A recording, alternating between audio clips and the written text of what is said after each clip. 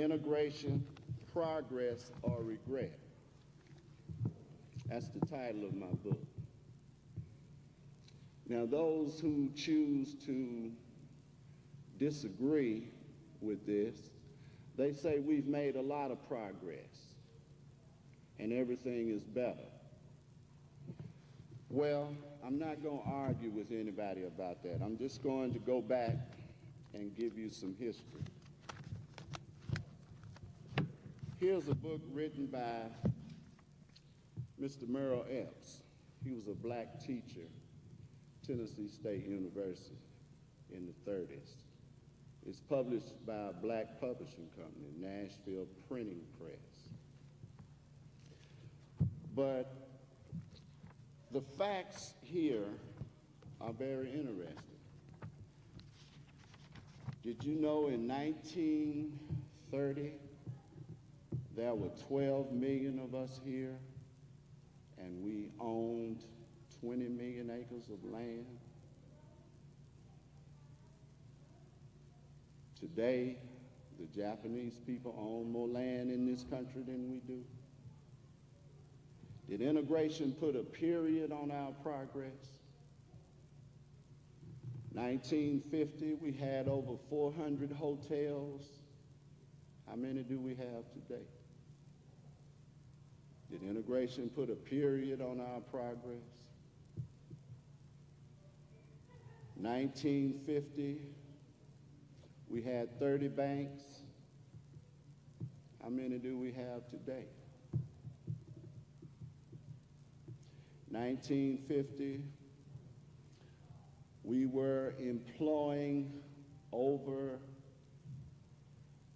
120,000 people in 30,000 retail stores throughout the United States. We were generating $172 million a year every 12 months in income. What do we have today? Has integration been progress or regret? All we ever wanted, it would seem to be, was our freedom. But there's another question there. Is it what we really wanted? Because when the law was changed in 1865, abolishing slavery, from that point, beginning about 1875 into 1950, we produced over 1,800 colleges and universities and elementary schools and high schools in the United States, in the southern part of this country, vocational schools. We were training ourselves, we were preparing ourselves, and we were doing a very good job of it. Did integration put a period to that? Because you don't know where you're going to school today. You don't know where you can get training today. You don't even know if you can get into the school today. The community technical college, the idea was actually taken away from us. Did you know that in 1958, the second best high school in the United States was considered to be Atkins High School right over there on Cameron Avenue? The number one high school in the country was Paul Laurence Dunbar in Washington, D.C. We don't have none of that today.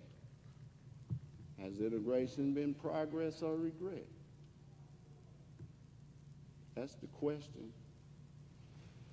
I have a lot of magazines here that are old magazines. You know, originally Ebony magazine was a very informative magazine. We had more to talk about than athletes and entertainers and a whole lot of glamorous stuff. Would you believe that in 1958 there was a black man in West Point, Mississippi, operating a poultry company. He was selling over $300,000 a year wholesale chickens, just like you see Holly Farms and Tyson chickens today. We had a black man that was doing that, and he owned 600 acres of land, Mississippi. He employed 712 people, 1958. He was generating grocery store businesses all over the South. Has integration been progress or regret? What have you gained? Did you know that the largest linotype school in the entire world was located in New York City? And it was owned and operated by a black man from Alabama, Edwin Jenkins. He had people coming from all over the world to attend his school. He had a 400-hour course. He couldn't get black people. He begged black people to attend his school. But we were more interested in civil rights. We were more interested in being found acceptable by people who didn't love us anyway. And today, as they did yesterday, they're just being themselves. We shouldn't get mad at them for being themselves. As we bear witness with our brother O.J. Simpson, he shouldn't get angry with them. They're being themselves.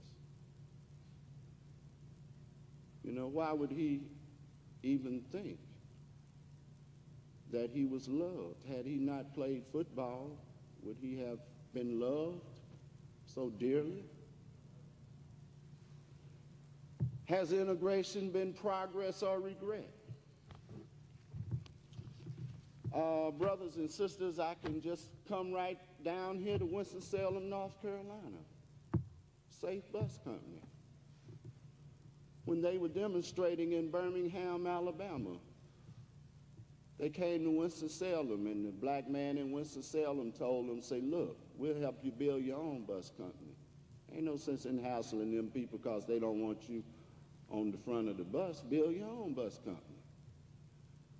They didn't want to do that. They didn't want to do that. So you understand why the Constitution, the Caucasian people would say that we're only 3/5 of a human being because we're not living up to the other 2/5 of what is required. The preamble to the Constitution says we must ordain for ourselves and our posterity. It says we need to promote the general welfare for ourselves. We need to be concerned about the common defense. We need to promote domestic tranquility amongst ourselves. We can't depend on them to do that. Now, one would say, where did we go off track? Well, I tell you, I'm going to start with some words maybe some of you have never heard before, but this is where we went off track. Negroes in White House society. That was the beginning.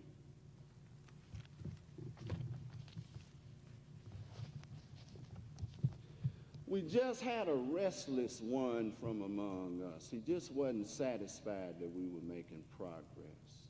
We were building our own. Would you believe Booker T. Washington was opposed by black people?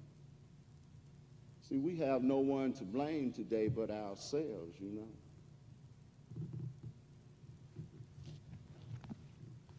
I'll give you some idea of some of the things that were said. And before I go into that, I'd like to show you some original Crisis magazines here.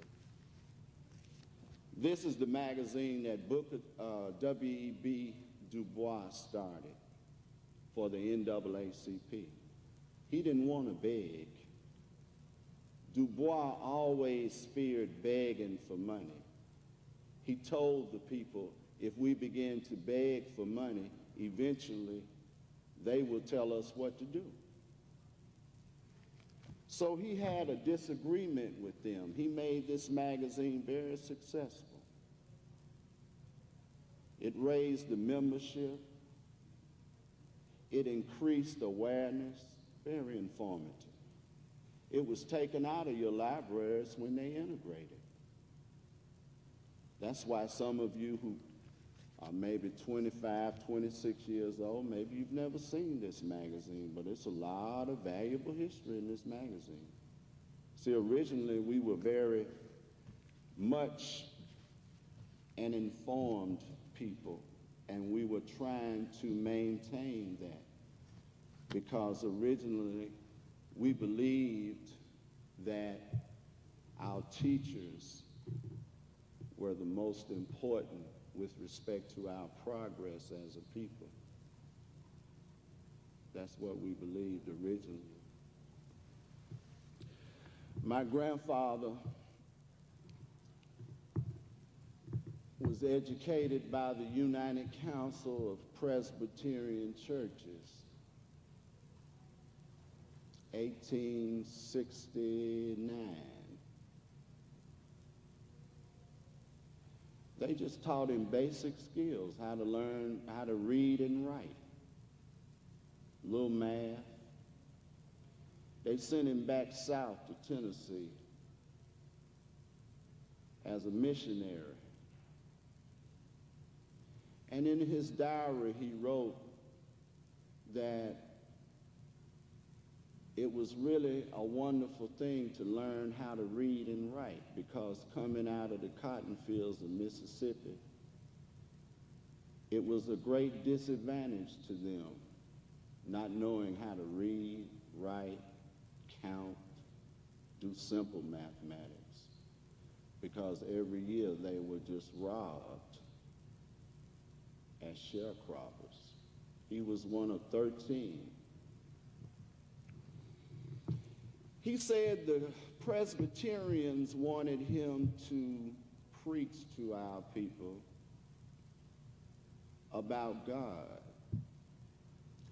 He said the white people were more concerned with our behavior after they abolished slavery more than anything else. That was what concerned them the most. But he said as he came back south, beginning in Cleveland, Tennessee,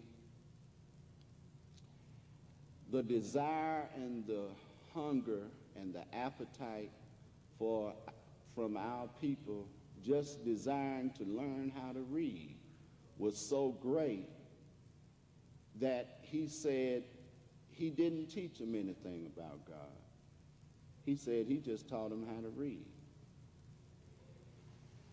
And he said it was such a interesting thing because he was at what they call a barber shop, 1874. And he was sitting there reading. And he said people would come up to him and ask him, "Would you teach me how to read?" And he said he started out meeting the people at the barber shop, and after a period of time, one would bring another one, and one would bring another one. And so they moved him out of Cleveland, Tennessee, and moved him up to Knoxville, Tennessee. And he hooked up with some more brothers, and they convinced the Presbyterian people to buy some land, which today is Knoxville College. But it actually started out as an academy where people were just taught how to read and write and do math. But because we were isolated from the society, and the people who were ruling the society really didn't matter to them, you know, we began to make progress. We were blessed because we accepted our isolation and we took what we had and we went to work. Today we don't have, you know, Knoxville College is just about gone down. But there was a time that was the only school you could attend. You look at Carolina today. Some of you probably don't remember when you couldn't dirty the walls at Carolina. I mean, they didn't want you down there. But I have a dream. Maybe we shall overcome. I don't know. What have we overcome? Did we put a period on our progress? We have individual successes today. But as a people, we haven't ordained anything for our posterity. Our children are filling up jails. Have we ordained anything for our posterity? No. Now, where did all of this begin? All of this began in the 50s. We taught a people how to read and write, and they became restless. They wanted more. They wanted integration. They wanted civil rights. They wanted to be found acceptable by the white people. So what happened? The first thing they started telling us that everything we had was inferior. That's the first thing. That's why today you see the reality of the inferiority complex that exists in our community. It didn't start with the people who are here today. It started with the people who were here yesterday. They began to tell our people, these are black people, telling our people, everything you have is inferior. What the white people have is better. Everything you have is inferior. What the white people have is better. And this was repeated. And it came from voices representing the NAACP, the Urban League. I'll read you a statement from the executive director of the Urban League, 1950. Listen to this. Is this some kind of way to talk to somebody? It is possible in a segregated community for Negroes of better than average ability to maintain a protected position of advantage over their fellow Negroes, to become persons of importance and sometimes of financial means because they are competing in a handicap race. You go over there and tell Joe Dudley he's at a damn handicap. How many jobs could they offer you? Joe Dudley can give you a job. You know? And here's a brother talking about in 1950, we're in a handicap race. And that's what started the civil rights. Put a period on your progress. I got a lot of stuff I want to talk to you about, so be patient with me.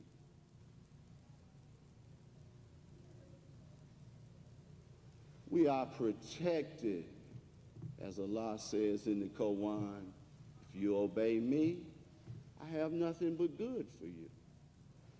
Misfortune befalls you because of what your own hands create. You know? Yeah. So here we are. You know, we've been convinced that we're in a handicap race. I'm convinced that those civil rights leaders, they were of a 30% class of our people who were dissatisfied because they was lazy. They wanted something for nothing. And they was envious and jealous of the 70% satisfied who said, let's go to work and do something. Here we are, 1940, 50, well, what is it, 1940, 75 years out of slavery. We own 20 million acres of land. Any fool would tell you your freedom starts with the land. And here's a Negro talking about you in a handicapped race because you ain't equal to the white folks and what you got ain't better than white folks. You know, that's why we got the problem we got today. That's why we don't have no self-esteem today. We believe we're inferior.